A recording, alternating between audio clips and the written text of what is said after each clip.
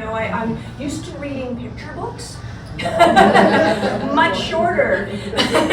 I timed myself for this reading and it's about 20 minutes, so I'm not used to reading that long, so we'll see how she goes. Now, with no further ado, Peter Littlewing.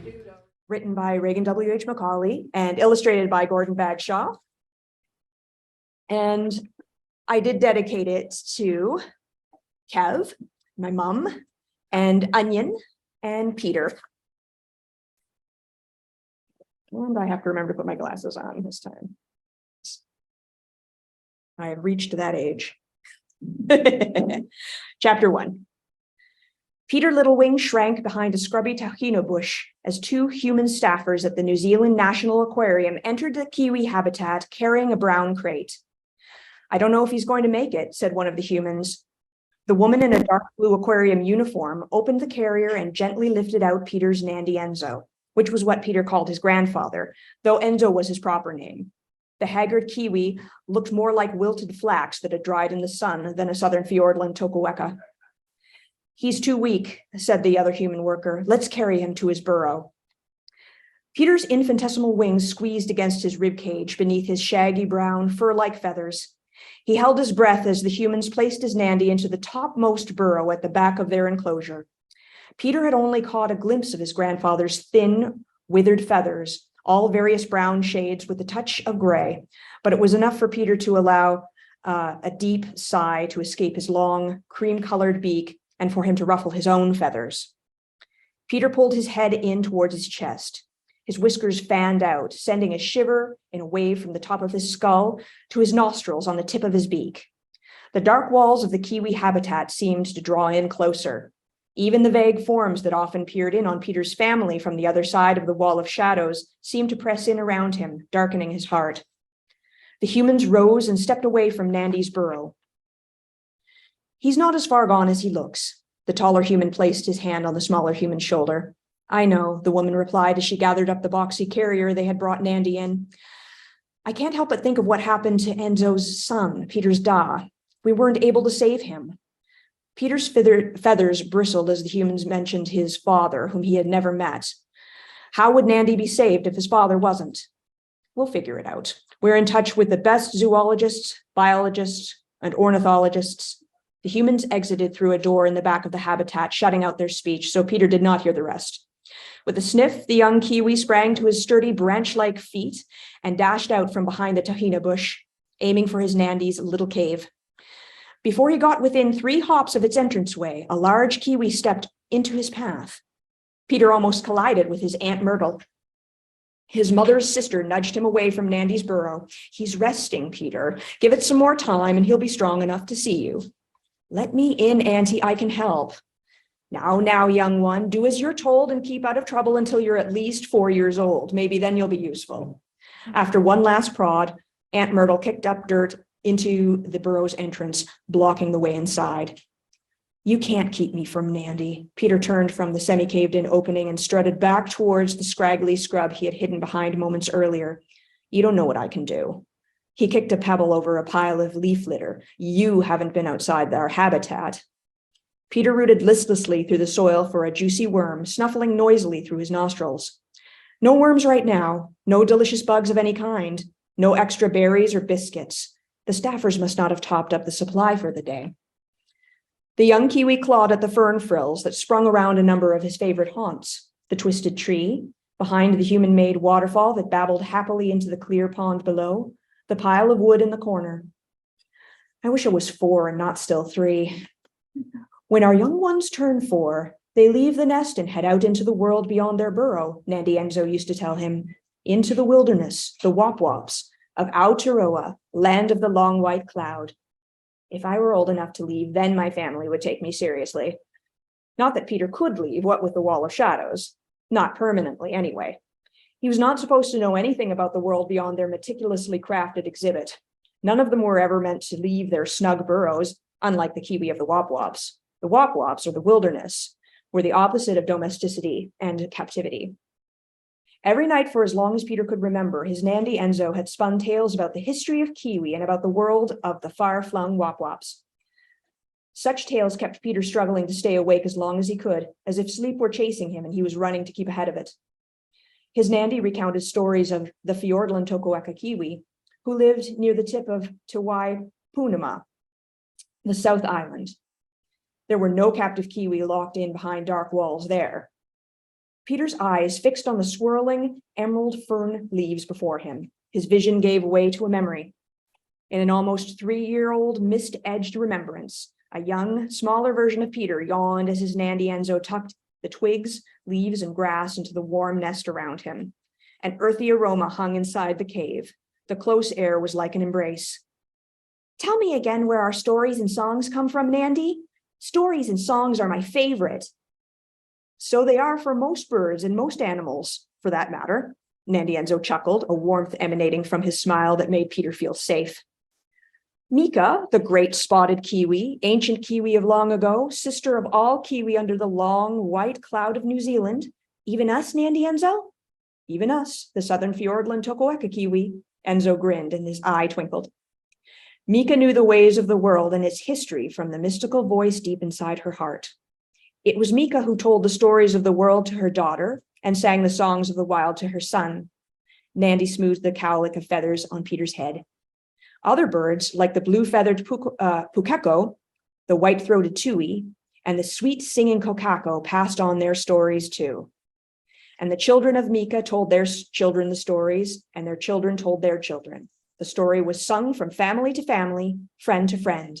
Peter vibrated with excitement. But the stories changed, didn't they? That's right. The heart of the story remained the same, but some storytellers made small changes and added their own details.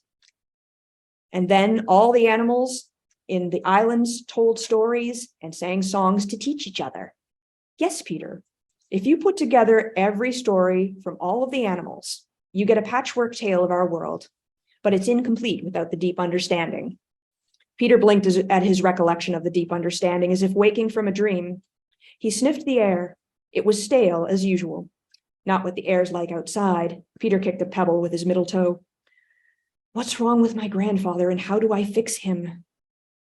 If you think hard enough, the solution will come, as Nandy would say. You have to search the world around you with the deep understanding in your heart. Take that and add it to what you think you know, and you will sort out the truth. Nandy Enzo was wise, so he must be right. But I have nothing to go on. Peter stared resolutely at the stone he had punted. Peter? The young Kiwi stumbled and turned to face his Uncle Lloyd. Your Nandy, he's stirring now. We thought you might like to pay him a visit. Lloyd scratched at his unusually dark whiskers with the toes of his right foot. Peter followed Uncle Lloyd back to Nandy Enzo's burrow, which Aunt Myrtle had dug out again. Bess, Peter's cousin, and Ms. Elsa, his grandmother on his mother's side, hovered around the perimeter of Nandy's lair. Aunt Myrtle's small face was twisted like a drooping she-oak with too much on its mind. Bess smiled kindly at Peter, but he noticed sadness in her eyes. Ms. Elsa's eyes, however, pierced sharply like they were poking right through the back of his head.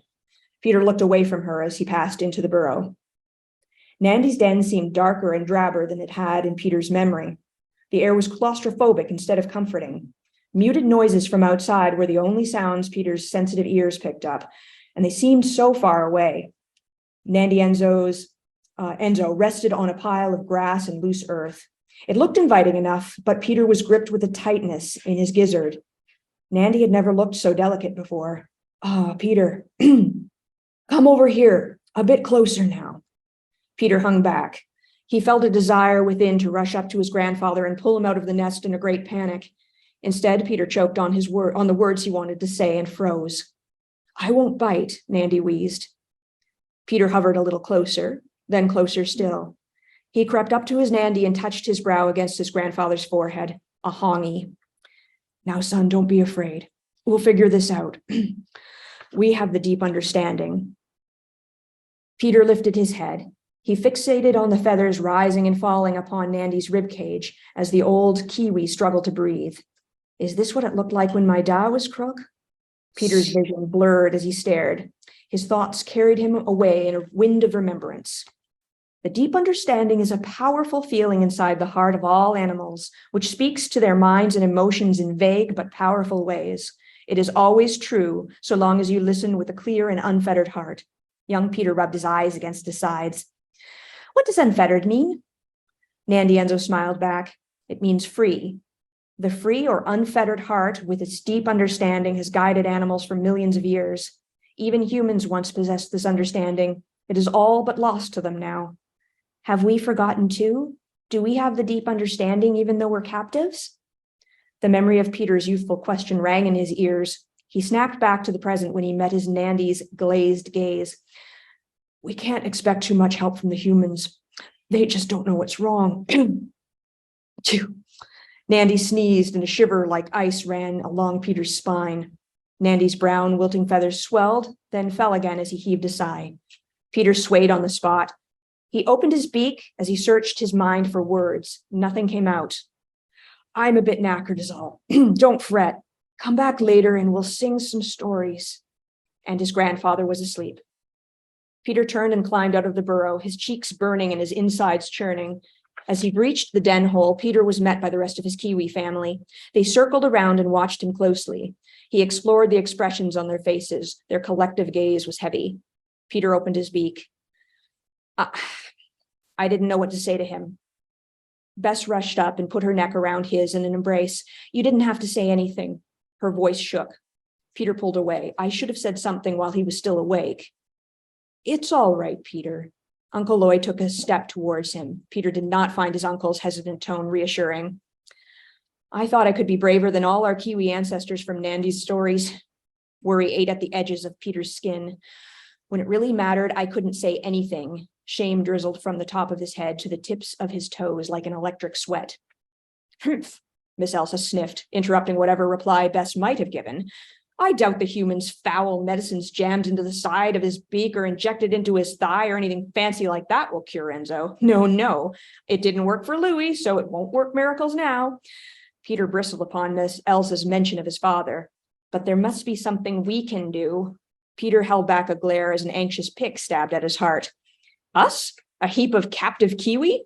I suppose a young upstart like you will succeed where even our human caretakers have failed. Ha!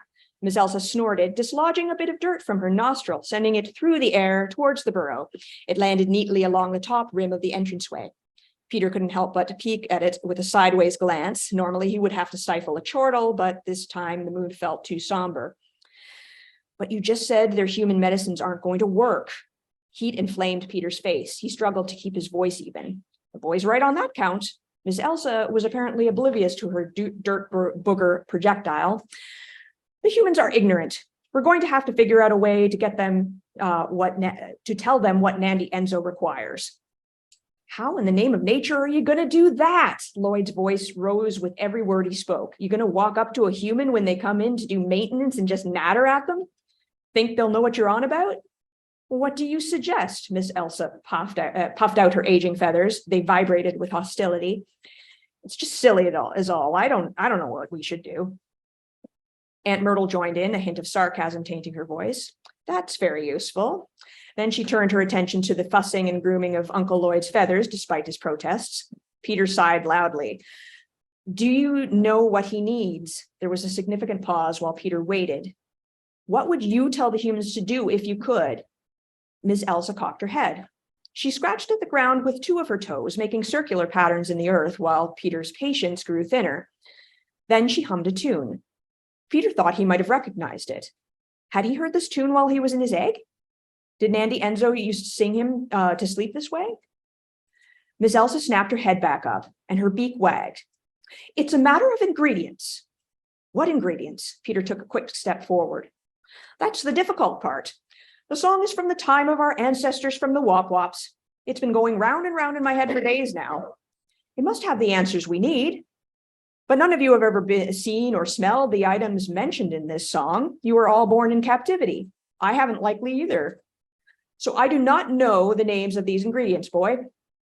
Peter's gizzard rose at Ms. Elsa's mention of never having smelled or seen items from the wild. Peter's secret surfaced in his mind, but his heart sank. What good is that to us then? Now, boy, try to be patient. Patience is a virtue every winged creature on the island should have in abundance. Patience and caution and precaution. Precaution and prudence and vigilance, constant vigilance. Peter felt his eyes roll and quickly stared back at the ground. He lifted his face to Miss Elsa again. Is there anything you can tell us about the ingredients? Any clues? Yes, of course, boy. Now let me see. It's a rhyme in 3 verses. We've all heard it. Haven't the foggiest what it means, but I'm sure it's important. Remember, Kiwi, when under the weather, take this mixture in perfect measure. Meal from the dust of the oily wood tree. Gold-banded stabber folk make remedy. Bid farewell to the gems on your insides. Say goodbye to the bugs on your outsides. Peter was dumbfounded by the sing-song lullaby. Suddenly, Bess chimed in. Yes, I've heard this. You used to sing it to me, Mom. She nuzzled against Aunt Myrtle's side and proceeded to sing the second verse. Add the muscle of this animal chest with colors bright as sunset in the west. Grind its stone armor and extract you'll find, and salt from the ocean for gizzard to grind. With vitamins, you'll be rejuvenated. From lethargy, you'll be liberated. Aunt Myrtle picked up the tune. Gather the petals of the crimson bloom, collect its dust for the stabber folk consume. Petals like starburst stem the bleeding. Fine powder dust gives pain no feeling. Stir and warm each item overnight, and then you will find that all is put right. And that's all. That's more like a riddle than a nursery rhyme, Peter muttered. Might as well just retell old history tales to Andy and see if that does him any good. How is anyone supposed to figure that out? Don't be a hard case, boy. You've far too much bitterroot in your blood for such a young one, Miss Elsa snorted. But the humans won't recognize these ingredients. Bess glanced at Peter with a glint in her eye that told him arguing would do no good. Humans aren't in touch with a deep understanding. They've drifted away from it. Oh, she's right, said Uncle Lloyd after a prolonged but not unusual absence from the conversation. They never see what's right in front of them. I'm not sure we'd do better. How would we recognize anything outside our habitat? When Bess glanced at Peter again, he thought of his adventures she was helping him keep secret. A song he heard playing throughout the aquarium during the nights of his escape jumped to mind. Hit the trail down an old dirt road. That's just fine. I've always said it's too dangerous out there anyway. Best to stay in here where we belong. Miss Elsa's eyes flashed over Peter. He felt a sting in her stare. Did she know about his nighttime escapes? Look now, how does any of this help my dad? We can't just let him cark it. Lloyd's voice trailed off. The rest of the family continued to squawk on about the terrors of the world outside and all of the fearful things they'd find if they were out among the non-captive creatures of the wop-wops, the ingredients Nandy Enzo required surely being just as dangerous in some unknown way. Peter stalked off, allowing the dilemma to sink in without the pressure of the family. He knew that there was no way to communicate these needs to the staff at the aquarium. Even if they could, the humans wouldn't make any sense out of these clues. They were only human beings, after all. An idea gnawed at him, returning him to his memories as a chick. I should like to go outside on a real adventure to the wop-wops, out into the middle of nowhere. Young Peter quickly suppressed a yawn. Perhaps someday you shall, Peter Littlewing, replied Nandy Enzo. But remember this, captivity is not a bad place. Inside can be good in some ways and bad in others, but so can the wop-wops. Whether you are captive or wild, always listen to the voice inside you with an unfettered heart. It will tell you what you need to know with a clarity that Miss Elsa's tall tales never will. Peter watched his Nandy Enzo chortle and sigh between drooping eyelids. Nandy pushed in more warm feathers and twigs around him. Then he whispered to Peter one last time before sleep sped him away to the land of dreams. Ah, little one, if only your parents had lived to see what a brave and intelligent Kiwi you are growing up to be. Shoved off, the song continued to play in Peter's mind. On my own. I have to unriddle the riddles. I'll go into the wop-wops and find the ingredients, but I won't go alone. Thank you. I'm so glad you guys are back. Thank you. Oh, wow. As between the human medicine and the traditional song remedies, Yes. do we get an answer as to which is more effective? Well, I guess, and the question was is between the human, as you wanted me to repeat, Gord, between the human remedies and human medicine and the traditional remedy recited in the nursery rhyme, do we find out which one is more effective? And I guess you do, in that the humans keep trying, but it is actually, should I be giving spoilers here? It is the ingredients in the nursery rhyme that, if they are found and put together and brought back home, that will do the trick for Nandy Enzo. It's what he needs. It's those ingredients listed that are in fact riddles that they have to figure out will help him. Okay, which of the following themes then are applicable? Is this a little bit of anti-colonial themes, or anti-pharmaceutical themes, or none of the above? The question was the themes: anti-colonialism, right, traditional medicine, sort of pro, and or none of the above. And it's.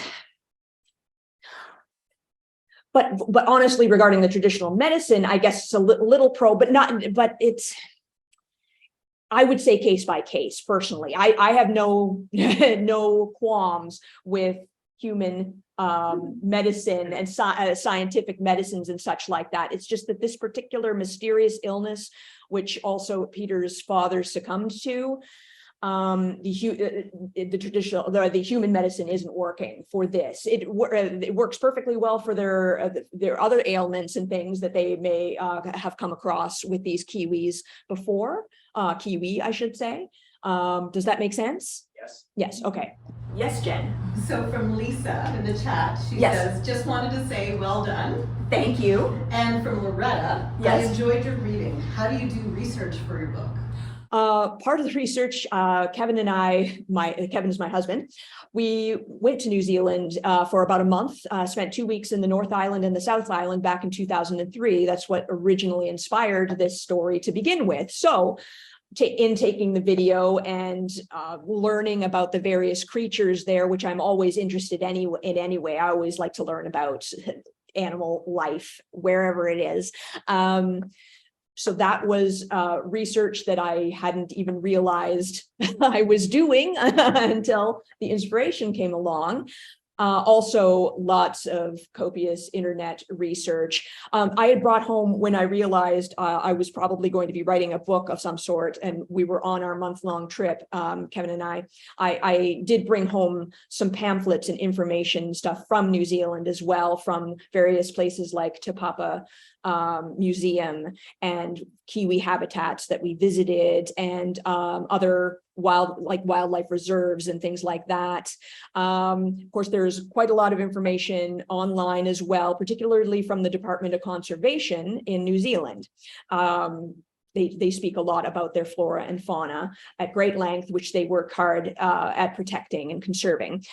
And then I did go back to New Zealand with my mom in 2009, spent a month in the North Island to continue research for books 2 and 3. And actually, there will be a 4th book as well. So I hope that answers that question. Anything else from anybody? And I have more questions. You said, is this going to be a series? It is, yes. Does the deep understanding extend? The deep understanding is always a thing, and the deep understanding is what is going to help them figure out what it is they need to find for Nandy Enzo's cure. So it's that we all have it. It's just very buried for humans, and captive animals sort of need to get back in touch with it. But once out in the wop-wops, that helps considerably. It takes time, and it's frustrating for them at first, but they make their connection. Thank you. Thank you. Congratulations. Thank you so much. Well, I don't know anything about these animals, and then this kiwi ends up gathering a couple of friends with him, right? He does, yes. Those friends, if that's what you're asking, yes, are a little blue penguin named Onion, and a Kia named Rangy. A Kia is a parrot. Okay. It's on the front cover here. Okay. There, you see with the orange wing. And also his friend Tim, who lives in the habitat next to him. Tim is a tuatara. That's like a lizard, not a lizard though, they are reptiles, endemic to New Zealand. You will only find them there, they're ancient. And Tim himself, though, has generalized anxiety disorder, which is unusual for a tuatara, who is known to, they are able to actually hold their breath for up to an hour if they want to. So they seem to me, and they also live a very long time potentially, so they seem like a laid-back species to me. Tim, not so much. He, like I, has had with generalized anxiety disorder. But he copes well, and he's very brave. Onion herself has an inner ear, had an inner ear infection in her left ear. And ever since then, she's had an inner ear imbalance, so that she has a vertigo-like syndrome where she has to tilt her head to the left in order to see the world straight. She is based on a penguin with this issue that I actually met in New Zealand when I went with my husband in 2003, and also when I went back with my mom in 2009, I got to see her again. So by now, she will have passed away, but she lives on in Peter Little Wing. And Rangi has clipped wings, which does not sit well with this Kia, who is named Rangi, which basically means God of the sky, or sky, or heavens. Wouldn't sit well with any Kia, frankly, and I'm sure most parrots, but particularly Kia, they are not usually kept as pets. Almost never, I'm sure. And some well-meaning human came across her, decided to take her in because she was abandoned, and clipped her wings to keep her under control. But she ended up being surrendered to what is called marine land in Napier, which is right next door to the National Aquarium. That story is made up. I made that up myself, but that is Rangi's backstory. And it's, a similar story has happened with other parrots, maybe not being surrendered to marine land per se, which is called marine rescue in this story. Similar things have happened to other parrots in other circumstances. So that's where I got that. I drew on that. So those are the characters. Yeah, go for it. So they live in groups, Kiwis do.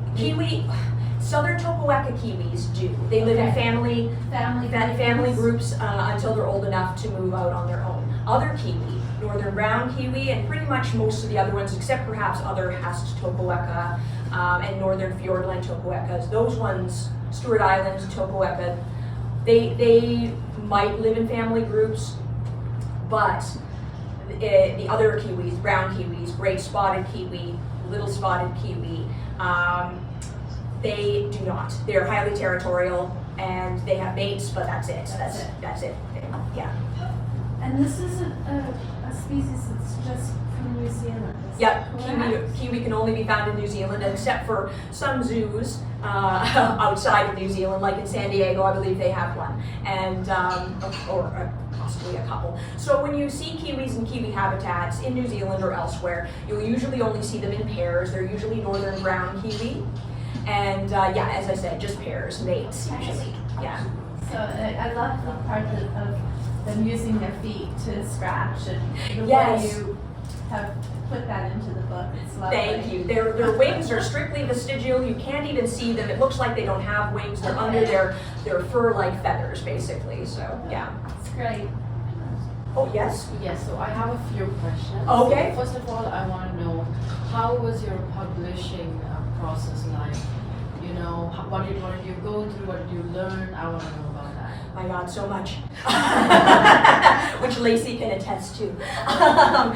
It was fantastic working with Pandemonium Publishing. I'm so happy to be involved with them.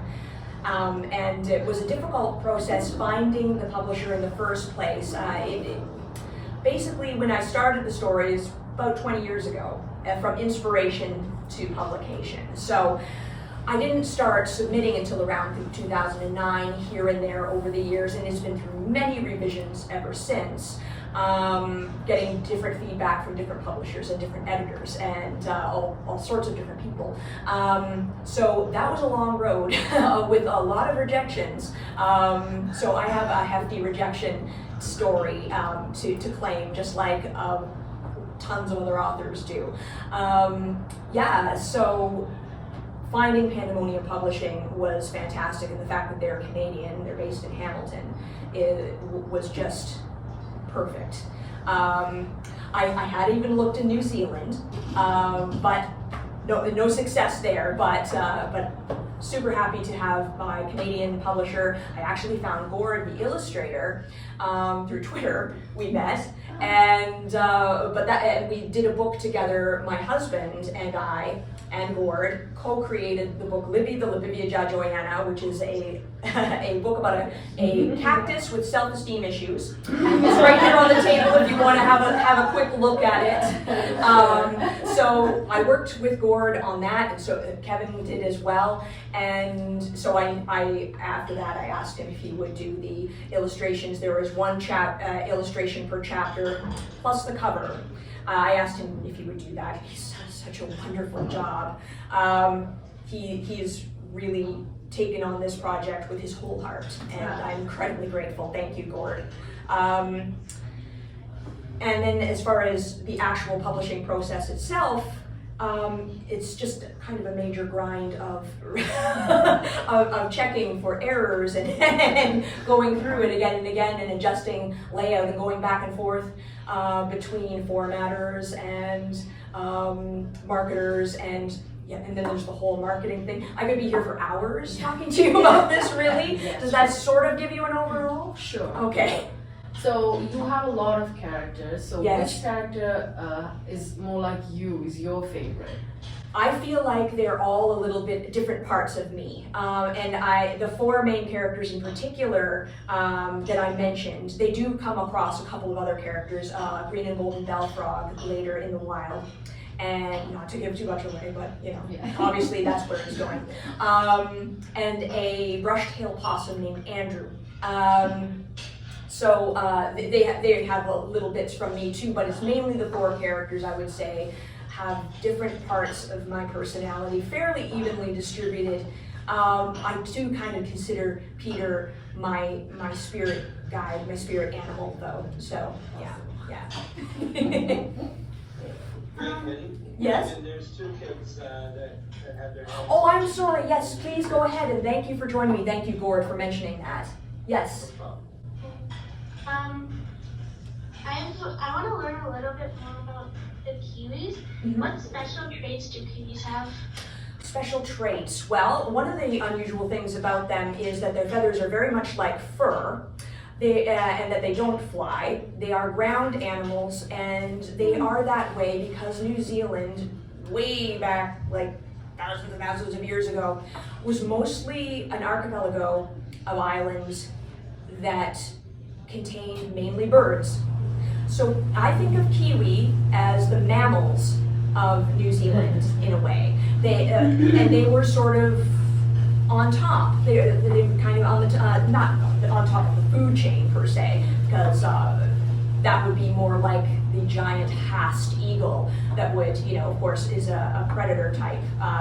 But they were more mammal-like in that they don't fly, they fur-like feathers. Another interesting thing about them is that their nostrils are poised at the very tips of their beak, the very bottom, so that they can better find worms and such when they're burrowing around in leaf litter and dirt and looking for bugs and things. Their nostrils are poised down there rather than up at the top where they have to really, push their beak down through much ground in order to smell anything. So they're able to use their sense of smell terrifically. They don't see very well, but they are farsighted, so they see into the distance quite well.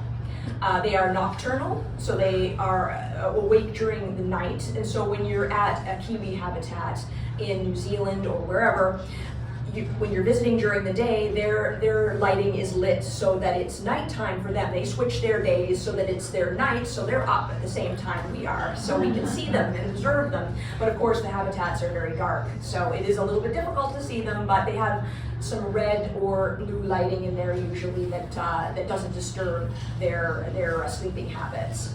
And also, like, is this a standalone one or is it a series? That is an excellent question. Thank you. It is a series. This is book 1 of 4.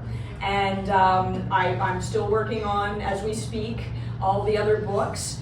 I'm hoping book 2, I need to discuss this with my publisher, so I really probably shouldn't say when book 2 will arrive, but whether it'll be 1 or 2 years apart or something like that, somewhere in between, something like that, and the other books would follow in similar fashion.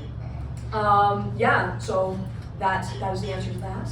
Thank you, guys. I just wanted to announce the winner of the pre-orders prize package. That is Anna Houston. Thank you. And thank you, everyone, for attending. I might call it a launch party. And thank you so much, everybody, for attending. It was terrific. Both readings were terrific, and thank you so much. Bye. Bye. Take care. Thanks for having us. Thank you for being here. It's amazing. Thank you. Mwah. Mwah.